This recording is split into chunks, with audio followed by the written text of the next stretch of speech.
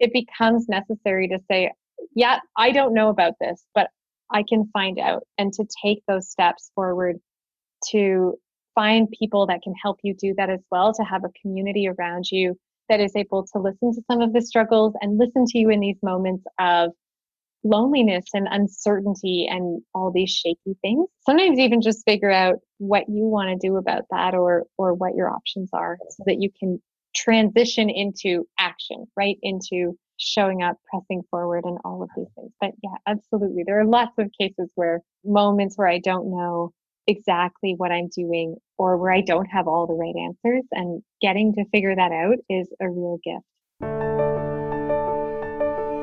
Welcome to SheEO.world, a podcast about redesigning the world. I'm your host, Vicki Saunders. In each episode, you'll hear from SheEO venture founders, women who are working on the world's to-do list. These innovative business leaders are solving some of the major challenges of our times. Sit back and prepare to be inspired. Welcome, Bethany. We're thrilled to have you on the SheEO.world podcast today.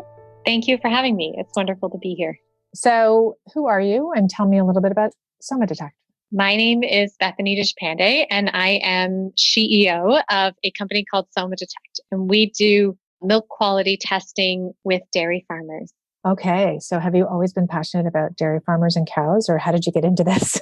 Yeah, so certainly not. I didn't grow up in dairy. And in fact, I didn't know anything about dairy when this first began. SomaDetect started out of essentially an invention my father had made. My dad is a light scattering expert and realized he could measure some pretty unique things in raw milk. I got involved mostly, I like to say it was pretty much just a father-daughter project when we started, but has since then grown into something much, much greater than even I had imagined. I've learned a ton along the way about cows and making food and all of those really interesting things. Yeah, I didn't come in because I had a clear passion line to what we're doing now. The technology behind this is really fascinating. I'm sure we can get into that a little bit, but just if you sort of pop up a level, why is it important that you exist right now? Why is this work important to you? Yeah, there are so many things in our world today that have turned SomaDetect into my absolute passion and the absolute best thing, a place where I've really found something worth waking up and getting dirty over. And there's so many reasons for that. I did a number of years as a climate change researcher, looking at lakes and permafrost areas and feeling really bad about the state of the world and, what we're doing and what we're ignoring when it comes to climate change. And so being able to have some impact into the sustainability of our food production in dairy is really important to me. And then I think we live at a time when we care enormously about agriculture, about our animals, about our farmers. It's time to give dairy farmers the information they need to do the best possible job and to really support that. And I love having the opportunity to do that. Oh, that's cool. So tell us, what does SomaDetect actually do? So it's an inline sensor we fit into milking equipment on a farm. And basically they're milked. They all come into a milking stall, and our sensor is completely flow through. So it doesn't disrupt anything that they do. And it enables them to capture all kinds of information about the health of the cow, the quality of the milk, right then as that individual animal is being milked. And so we talk a lot about basically giving farmers insight into each and every one of the animals in their herd, not only in terms of observational insights of what they can see, but now they have a data set that goes along it and can really help them make key decisions. And so what are some of the decisions that this enables you to make? Identifying disease. So do I need to treat this cow? Yes or no? Lots of decisions around reproduction. So do I breed this cow? Is the cow in heat? Is this cow pregnant? All that kind of, reproduction is such a critical part of dairy production, as I think every woman will be able to understand. And then all kinds of stuff about, are my cows eating enough? Do they need a different, ration of feed? Do they need a different type of feed? That kind of thing. And before this existed, presumably people didn't know that their cows were pregnant until they were really pregnant. How do you know if the cow is pregnant?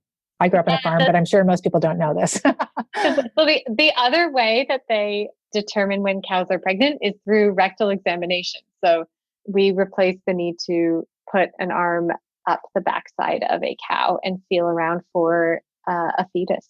Wow. Which is also obviously a very expensive Which is very, visit from the vet, right? It's one of those things where I think a lot of people go to vet school and do not necessarily know that that is actually a really big part of large animal vets, is verifying pregnancies in cows and other big animals. And you can get all that information from the milk, which is this incredibly rich source of not only nutrition, but also data. It's been neat for us to kind of figure that out and see the impact that that has on our dairy farmers. Wow, that's cool. So, okay, how did you get started taking this to market? So there's an invention that happens here. There's obviously probably so much disruption in this space because it's so new. How do you get this out to farmers? How did you start? My father basically discovered accidentally that he could measure things in milk.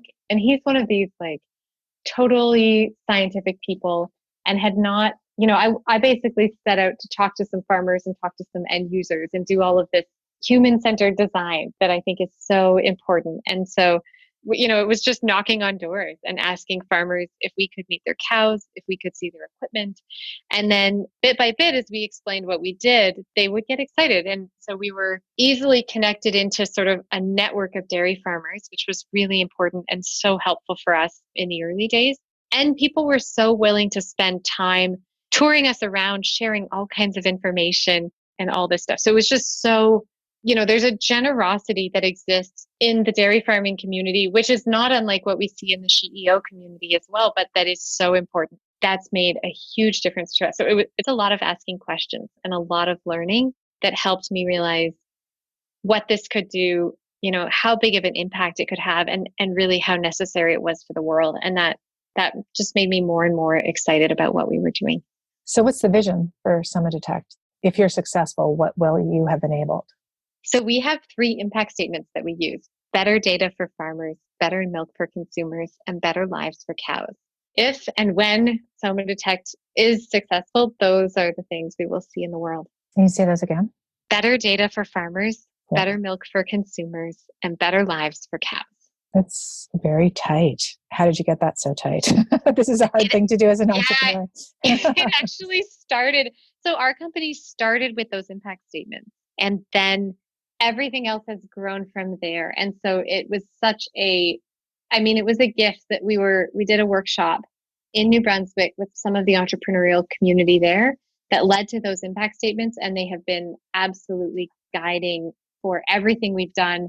We talk all the time about vision statements that come from there, mission statements that come from there, and all this stuff. But they really are, they've been an incredible guide to me and to every person in our business as you make all sorts of decisions on product, on, how you do sales, how you interact with people, and all those things. And it's really started from those impact statements, and knowing that we wanted to have positive and massive and disruptive impact in the world. Female founder, talking to farmers who are mostly men. Yes. We work with a lot of women dairy farmers. Awesome. I purposefully, some of our most innovative, forward-thinking farmers are women. That was a really funny thing. The other key thing is when you go on a farm, even if it is, so you might be speaking with a male farmer, even your stereotypical idea of what a dairy farmer is, but then it's the wife that makes a lot of the purchasing decisions. And so that was a really funny thing to discover as well. So you'll have a conversation in the barn about what the technology is and what you do. And then you go inside and you sit at a kitchen table and you run through the business model, the return on investment and the real business behind it with the wife and kids and the family. Yeah. It's awesome. I mean, I grew up in a farm, so I understand it's like everybody's part of the business, right? Exactly. Yeah. It's so powerful. What size is your team right now? We are 26 people. Okay, that's sizable. And so what's your biggest struggle these days as you're building? Lots of things. I mean, I've been learning a ton about leadership, my own ideas of what I think leadership is, what my team needs sometimes in terms of leadership. I talk a lot with the SheEO, our cohort, with my SheEO mentor or guide as well, about balancing masculine leadership and feminine leadership and really meeting my team where they're at. You go through this phase, and we have over the last 6 months, I would say, where maybe more than 6 months, a year, where things are small communication is easy. Decisions can happen quickly. It's easy to sort of turn or pivot or whatever you might call it to, with a team of 26, you have to be so intentional about what you're saying, who you're saying it to, how you're saying it, and all those really key things. So it's been awesome. I've realized so much how personal business is and just how much I can put all of myself into our team and our business and really show up. And I absolutely love that part of what we're doing. Can you talk a little bit about what that means to you? So how personal business is? I mean, I was just doing a podcast with the routine goddesses. They were really just talking about how this is their life, right? This is like breathing for them. This is very much a manifestation of like who they're meant to be in the world, and business is just the vehicle for it. And I wonder if you feel the same way about what you're doing. 100%. I am in full agreement. Business and what we're doing, it has allowed me to show up in the world, to learn, to gain voice also about, especially as a CEO, you have to be able to say, this is what I want. This is what I don't want very clearly. And many times, multiple times as well. And then building relationships with every single member of your team so that you can give them feedback. They can give you feedback. That's the only way you're going to get better. That's the only way they're going to get better.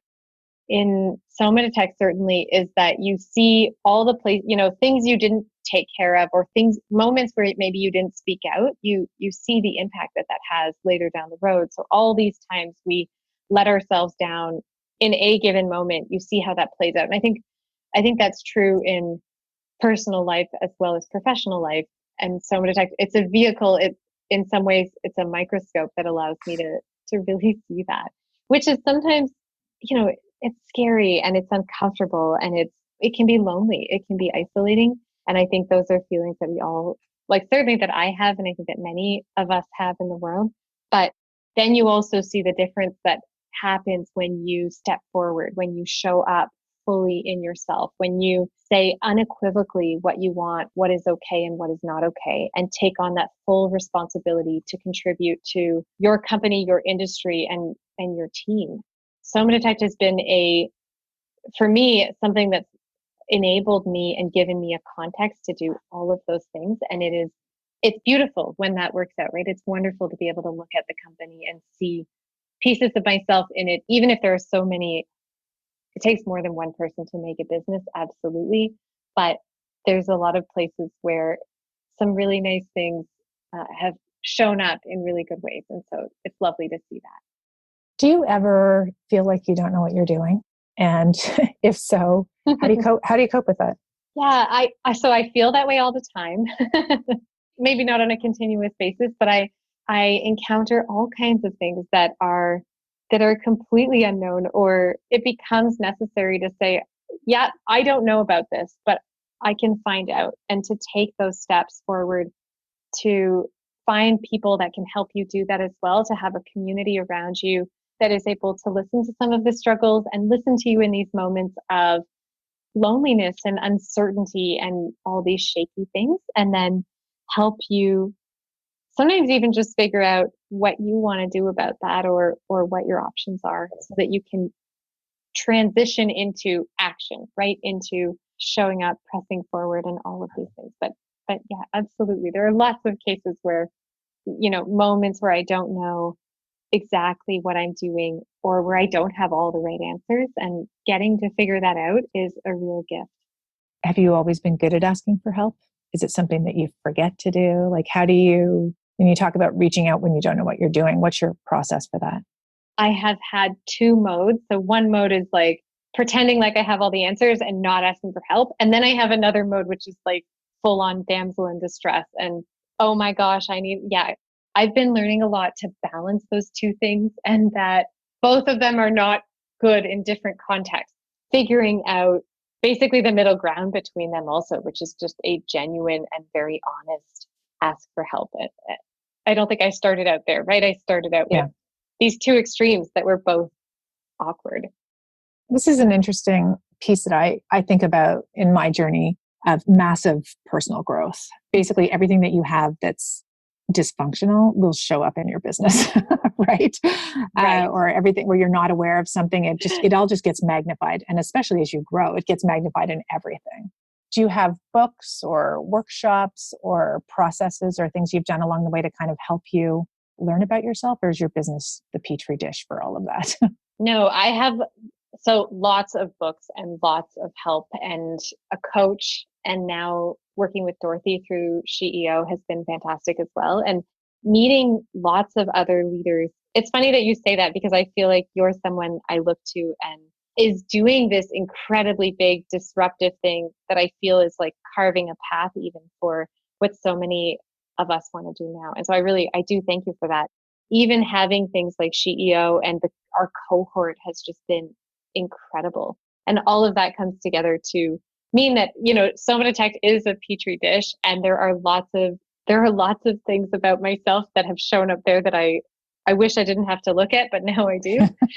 But then I feel incredibly supported as well by community around me and by people that care, they care about the business, they care about the impact that we're able to have, they care about all this stuff, but that I feel also really care about me as a person, even in these moments of total messiness and imperfection. And that was something I don't think I expected that, right? Like I had never imagined what it would feel like to have people come forward and support you in that way.